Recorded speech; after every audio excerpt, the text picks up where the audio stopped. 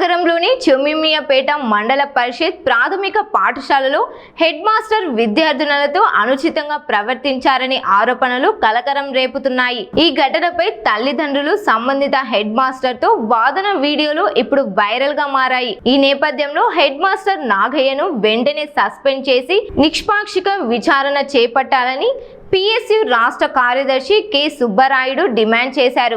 విచారణ పూర్తయ్యే వరకు విధుల నుంచి తప్పించి బాధ్యులపై కఠిన చట్టపరమైన చర్యలు తీసుకోవాలని కోరారు। విద్యార్థుల భద్రత కోసం అన్ని ప్రభుత్వ పాఠశాలలో ప్రత్యేక పర్యవేక్షణ వ్యవస్థ ఏర్పాటు చేయాలని ప్రభుత్వాన్ని విజ్ఞప్తి చేశారు।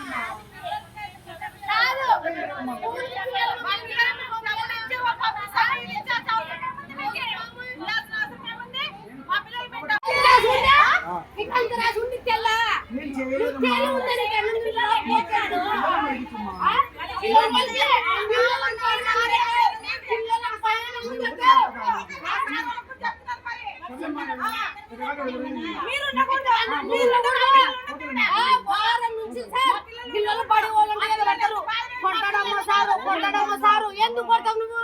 నువ్వేమి